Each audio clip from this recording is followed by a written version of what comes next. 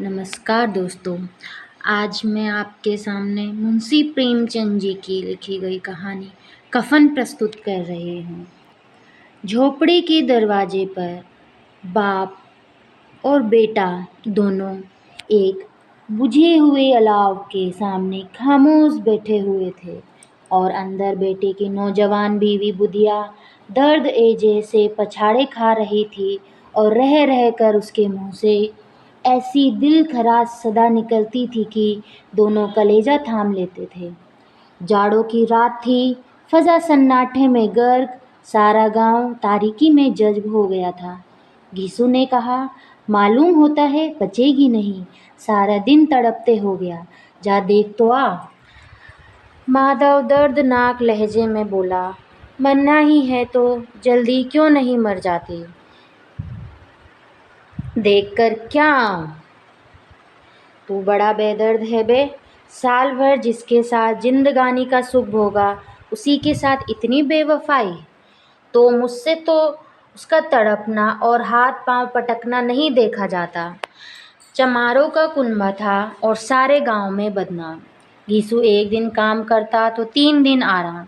माधव इतना कामचोर था कि घंटे भर काम करता तो घंटे भर चिलम पीता, इसीलिए उसे कोई रखता नहीं था। घर में मुट्ठी भर अनाज भी मौजूद हो तो उनके लिए काम करने की कसम थी। जब दो एक फाके हो जाते तो घीसू दरख्तों पर चढ़कर लकड़ी तोड़ लाता और माधव बाजार से बेच लाता। और जब तक वो पैसे रहते दोनों इधर उधर मारे मारे फिरते। जब फाके की नौबत आ जाती तो फिर लकड़ियां तोड़ते या कोई मजदूरी तलाश करते। गांव में काम की कमी न थी, काश्तकारों का गांव था। मेहनती आदमी के लिए 50 काम थे, मगर उन दोनों को लोग उसी वक्त बुलाते जब दो आदमियों से एक का काम पाकर भी कनात कर लेने के सिवा और कोई चारा न होता। काश दोनों साधु होते तो उन्हें कनात और तवक्कुल के लिए जब्त ए नफ्स की मुतलक ज़रूरत न होती। ये उनकी खल की सिफत थी। अजीब जिंदगी थी उनकी। घर में मिट्टी के 2-4 बर्तनों के सिवा कोई असासा नहीं। फटे चितड़ों से अपनी उर्यानी को ढाके हुए, दुनिया की फिक्रों से आज़ाद, कर्ज से लदे हुए, गालियाँ भी खाते, मार भी खाते, मगर कोई गम नहीं। मिस्किन इतनी की वसूली की मुतलक उम्मीद न होने पर लोग उन्हें कुछ न कुछ कर्ज दे देते थे। मटर या आलू की फसल में खेतों से मटर या आलू उखाड़ लाते और भून भून कर खाते, या दिन में 10-5 ईंट तोड़ लाते और रात को चूसते। घीसू ने इसी जाहिदाना अंदाज में 60 साल की उम्र काट दी और माधव सी सआदतमंद बेटे की तरह बाप के नक्शे कदम पर चल रहा था, बल्कि उसका नाम और भी रोशन कर रहा था। उस वक्त भी दोनों अलाव के सामने बैठे हुए आलू भून रहे थे जो किसी की खेत से खोद लाए थे। घीसू की बीवी का तो मुद्दत हुई इंतकाल हो गया था। माधव की शादी पिछले साल हुई थी। जब से ये औरत आई थी उसने इस खानदान में तमद्दुन की बुनियाद डाली थी। पिसाई करके, घास छीलकर वो सेर भर आटे का इंतजाम कर लेती थी और इन दोनों बेगैरतों को दोजख भरती रहती थी। जब से वो आई ये दोनों और भी आराम तलब और आलसी हो गए थे, बल्कि कुछ अकड़ने भी लगे थे। कोई काम करने को बुलाता ये तो बेनियाजी की शान में 2 गुनी मजदूरी मांगते। वही औरत आज सुबह से ही दर्द एजेह में मर रही थी और दोनों शायद इसी इंतजार में थे कि वो मर जाए तो आराम से सोए। घीसू ने आलू निकालकर छीलते हुए कहा, जा देख तो क्या हालत है, उसकी चुड़ैल का फसाद होगा। और क्या, यहाँ तो ओझा भी 1 रुपया मांगता है, किसके घर से आए। माधव को अंदेशा था कि वो कोठरी में गया तो घीसू आलूओं का बड़ा हिस्सा साफ कर देगा। बोला, मुझे वहाँ डर लगता है। डर किस बात का है, मैं तो यहाँ हूँ ही, तो तुम ही जाकर देखो ना। मेरी औरत जब मरी थी तो मैं 3 दिन तक उसके पास से हिला भी नहीं, और फिर मुझसे लजाएगी कि नहीं, कभी उसका मुंह नहीं देखा। आज उसका उधड़ा हुआ बदन देखूं, उसे तन की सुध भी तो ना होगी, तुझे देख लेगी तो खुलकर हाथ पांव भी ना पटक सकेगी। मैं सोचता हूँ कि कोई बाल बच्चा हो गया तो क्या होगा, सोंठ कूड़ तेल कुछ भी तो नहीं है घर में। सब कुछ आ जाएगा, भगवान बच्चा दे दे। जो लोग अभी एक पैसा नहीं दे रहे हैं वही तब बुला कर देंगे। मेरे तो लड़के हुए घर में कुछ भी न था, मगर इस तरह हर बार काम चल गया।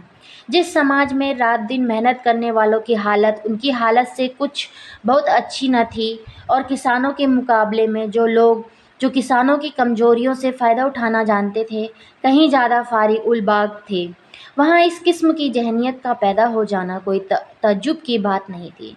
हम तो कहेंगे घिसू किसानों के मुकाबले में ज़्यादा बारीक बिन था, और किसानों की तही दिमाग जमीयत में शामिल होने के बदले सातिरों की फिता जमात में शामिल हो गया था। हाँ, उसमें ये सलाहियत न थी कि सातिरों के आइन और आदाब की पाबंदी भी करता। इसीलिए ये ज़माना उसकी जमात के और लोग गांव के सरगना और मुखिया बने हुए थे। उस पर सारा गांव अंगुस्त नुमाई कर रहा था।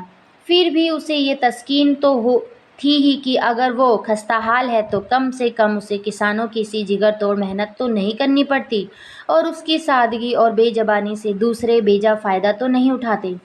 दोनों आलू निकाल निकाल कर जलते जलते खाने लगे।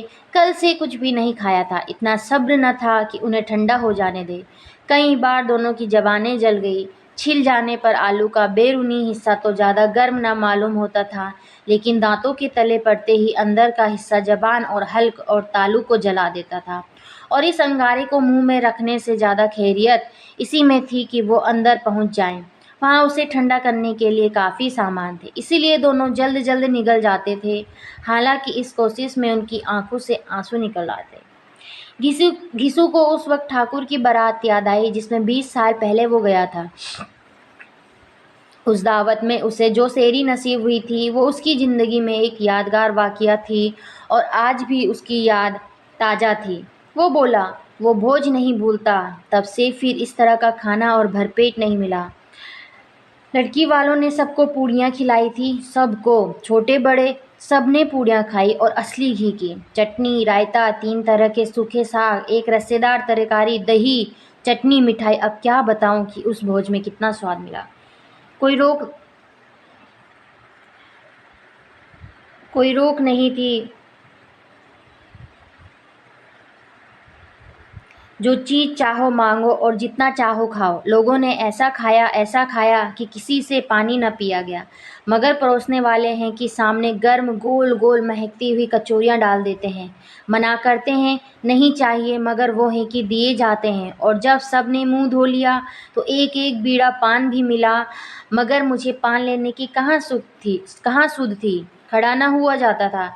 झटपट जाकर अपने कंबल पर लेट गया। ऐसा दरिया दिल था वो ठाकुर।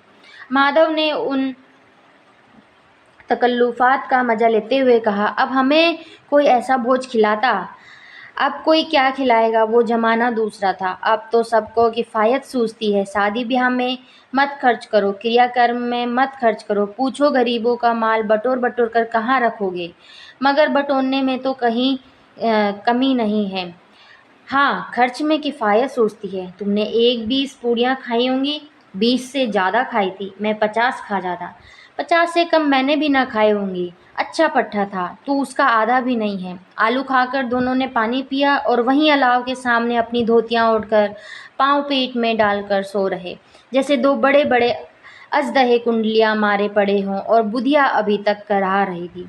सुबह को माधव ने कोठरी में जाकर देखा तो उसकी बीवी ठंडी हो गई है। उसके मुंह पर मक्खियां भिनक रही थी। पथराई हुई आंखें ऊपर टंगी हुई थी। सारा जिस्म खाक में लथपथ हो रहा था। उसके पेट में बच्चा मर गया था। माधव भागा हुआ घिसू के पास आया और फिर दोनों जोर जोर से हाय हाय करने और छाती पीटने लगे। पड़ोस वालों ने तो ये आह ओ जारी सुनी तो दौड़ते हुए आए और रस्म कदीब के मुताबिक गमजदों की तसफ़ी करने लगी। मगर ज़्यादा रोने धोने का मौका न था। कफन की और लकड़ी की फिक्र करनी थी। घर में तो पैसा इस तरह गायब था जैसे चील के घोंसले में मांस। बाप बेटे रोते हुए गांव के जमींदारों के पास गए। वो उन दोनों की सूरत से नफरत करते थे। कई बार उन्हें अपने हाथों पीट चुके थे। चोरी की इल्लत में, वादे पर काम न करने की इल्लत में। पूछा, क्या है बे घिसुआ, रोता क्यों है? अब तो तेरी सूरत ही नजर नहीं आती। अब मालूम होता है तुम इस गांव में नहीं रहना चाहते। घीसू ने जमीन पर सर रखकर आंखों में आंसू भरते हुए कहा, सरकार बड़ी विपदा में हूँ। माधव की घरवाली रात गुजर गई। दिन भर तड़पती रही सरकार। आधी रात तक हम दोनों उसके सिरहाने बैठे रहे। दवा दारू जो कुछ हो सका सब किया, मगर वो हमें दगा दे गई। अब कोई एक रोटी देने वाला नहीं रहा मालिक। तबाह हो गए, घर उजड़ गया। आपका गुलाम हूँ। अब आपके सिवा उसकी मिट्टी कौन पार लगाएगा। हमारे हाथ में जो कुछ था वो सब दवा दारू में उड़ गया। सरकार ही की दया होगी तो उसकी मिट्टी उठेगी। आपके सिवा और किसके द्वार पर जाऊं। जमींदार साहब रहमदिल आदमी थे, मगर घीसू पर रहम करना काले कंबल पर रंग चढ़ाना था। जी मैं तो आया कह दे, चल दूर हो यहाँ से, लाश घर में रख कर सड़ा। यूं तो बुलाने से भी नहीं आता, आज अब गरज पड़ी तो आकर खुशामद कर रहा है, हरामखोर कहीं का बदमाश। मगर ये गुस्से या इंतकाम का मौका नहीं था। तोअन ओ करहन 2 रुपए निकाल कर फेंक दिए, मगर तसफ़्फ़ी का एक कलमा भी मुंह से न निकाला। उसकी तरफ ताका तक नहीं, गोया सर का बोझ उतारा हो। जब जमींदार साहब ने 2 रुपए दिए तो गांव के बनिए महाजनों को इनकार की जुर्रत क्यों कर होती। घिसू जमींदार के नाम का ढिंढोरा पीटना जानता था। किसी ने 2 आने दिए, किसी ने 4 आने। 1 घंटे में घिसू के पास 50 रुपए की माकूल रकम जमा हो गई। किसी ने गल्ला दे दिया, किसी ने लकड़ी, और दोपहर को घिसू और माधव बाजार से कफन लाने चले और लोग बांस वांस काटने लगे। गांव की रकीक उलकल्प औरतें आ आकर लाश को देखती थी तो उसकी बेबसी पर 2 बूंद आंसू गिराकर चली जाती थी। बाजार में पहुंचकर घिसू बोला, लकड़ी तो उसे जलाने भर की मिल गई है, क्यों माधव। माधव बोला, हाँ लकड़ी तो बहुत है, अब कफन चाहिए। तो कोई हल्का सा कफन ले ले। हाँ और क्या, लाश उठते उठते रात हो जाएगी। रात को कफन कौन देखता है। कैसा बुरा रिवाज है कि जिसे जीते जी तन ढांकने को चिथड़ा ना मिले, उसे मरने पर नया कफन चाहिए। और क्या रखा रहता है, यही 50 रुपए पहले मिलते तो कुछ दवा दारू करते। दोनों एक दूसरे के दिल का माजरा मानवी तौर पर समझ रहे थे। बाजार में इधर उधर घूमते रहे, यहाँ तक कि शाम हो गई। दोनों इत्तेफाक से या अमदन एक शराब खाने के सामने पहुँचे और गोया किसी तयशुदा फैसले के मुताबिक अंदर गए। वहाँ जरा देर तक दोनों तजबजूज की हालत में खड़े रहे। फिर घिसू ने एक बोतल शराब ली, कुछ गजक ली और दोनों बरामदे में बैठकर पीने लगे। कई कुंजिया पहम पीने के बाद दोनों सुरूर में आ गए। घिसू बोला, कफन लगाने से क्या मिलता, आखिर जल ही तो जाता, कुछ बहू के साथ तो ना जाता। माधव आसमान की तरफ देखकर बोला, गोया फरिश्तों को अपनी मासूमियत का यकीन दिला रहा हूँ। दुनिया का दस्तूर है, यही लोग बामनों को हजारों रुपए क्यों देते हैं। कौन कहता है, कौन देखता है परलोक में मिलता है या नहीं। बड़े आदमियों के पास धन है फूके, हमारे पास फूकने को क्या है। लेकिन लोगों को क्या जवाब दोगे, लोग पूछेंगे कि कफन कहाँ है। घिसू बोला, कह देंगे कि रुपए कमर से खिसक गए, भौं ढूंढा नहीं मिले। माधव भी हंसा। इस गैर वके खुशनसीबी पर कुदरत को इस तरह शिकस्त देने पर बोला, बड़ी अच्छी थी बेचारी, मरी भी तो खूब खिला पिलाकर। आधी बोतल से ज़्यादा खत्म हो गई। घीसू ने 2 सेर पूरियाँ मंगवाईं, गोश्त और सालन और चटपटी कलेजियाँ और तली हुई मछलियाँ। शराब खाने के सामने दुकान थी। माधव लपक कर 2 पतलों में सारी चीज़ें ले आया। पूरे 1.5 रुपए खर्च हो गए, सिर्फ थोड़े से पैसे बच रहे। दोनों उस वक्त इस शान से बैठे हुए पूरियाँ खा रहे थे जैसे जंगल में कोई शेर अपना शिकार उड़ा रहा हो। न जवाबदेही का खौफ था, न बदनामी की फिक्र। जौफ के इस मराहिल को उन्होंने बहुत पहले तय कर लिया था। घिसू फलसफियाना अंदाज से बोला, हमारी आत्मा प्रसन्न हो रही है तो क्या उसे पुण्य न होगा। माधव ने सरे अकीदत झुकाकर तस्दीक की, जरूर से होगा। भगवान तुम अंतर्यामी आलीम हो, उसे बैकुंठ ले जाना। हम दोनों हृदय से उसे दुआ दे रहे हैं। आज जो भोजन मिला वो कभी उम्र भर ना मिला था। एक लम्हे के बाद माधव के दिल में एक तशवीश पैदा हुई। बोला, क्यों दादा, हम लोग भी तो वहाँ एक न एक दिन जाएंगे ही। घिसू ने इस तिफलाना सवाल का कोई जवाब न दिया। माधव की तरह पुरमलामत अंदाज से देखा। जो वहाँ हम लोगों से पूछेगी कि तुमने हमें कफन क्यों न दिया तो क्या कहेंगे। कहेंगे तुम्हारा सर। पूछेगी तो ज़रूर, तू कैसे जानता है उसे कफन न मिलेगा। मुझे अब गधा समझता है। मैं 60 साल दुनिया में क्या घास खोदता रहा हूँ। उसको कफन मिलेगा और इससे बहुत अच्छा मिलेगा जो हम देंगे। माधव को यकीन न आया। बोला, कौन देगा, रुपए तो तुमने चट कर दिए। घिसू तेज हो गया। मैं कहता हूँ उसे कफन मिलेगा तो मानता क्यों नहीं। कौन देगा, बताते क्यों नहीं।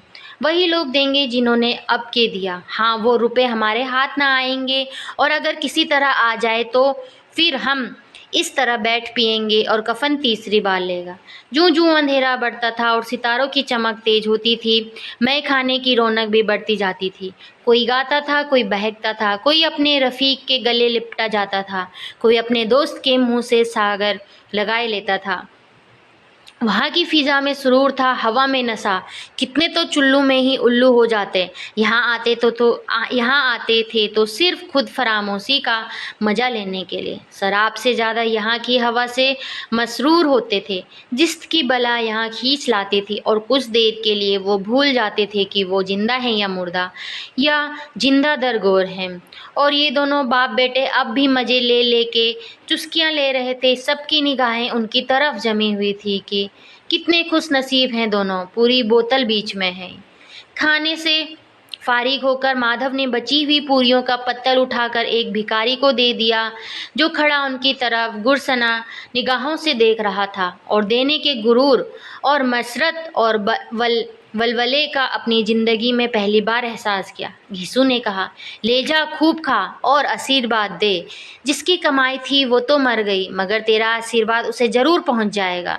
रोए रोए से आशीर्वाद दे, बड़ी गाड़ी कमाई के पैसे हैं। माधव ने फिर आसमान की तरफ देखकर कहा, वो बैकुंठ में जाएगी दादा, बैकुंठ की रानी बनेगी। घीसू खड़ा हो गया और जैसे मसरत की लहरों में तैरता हुआ बोला, हाँ बेटा, बैकुंठ में ना जाएगी तो क्या ये मोटे मोटे लोग जाएंगे जो गरीबों को दोनों हाथ से लूटते हैं और अपने पाप के धोने के लिए गंगा में जाते हैं और मंदिरों में जल चढ़ाते हैं। ये खुश एतिकादी का रंग भी बदला।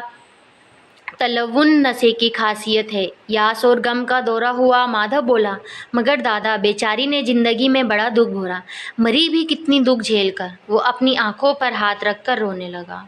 घीसू ने समझाया, क्यों रोता है बेटा, खुश हो कि वो माया जाल से मुक्त हो गई, जंजाल से छूट गई।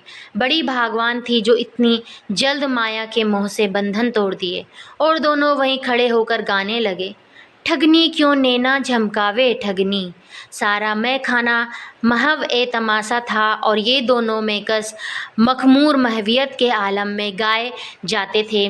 फिर दोनों नाचने लगे, उछले भी, कूदे भी, गिरे भी, मटके भी, भाव भी बताए, और आखिर नशे से बदमस्त होकर वहीं गिर पड़े। धन्यवाद।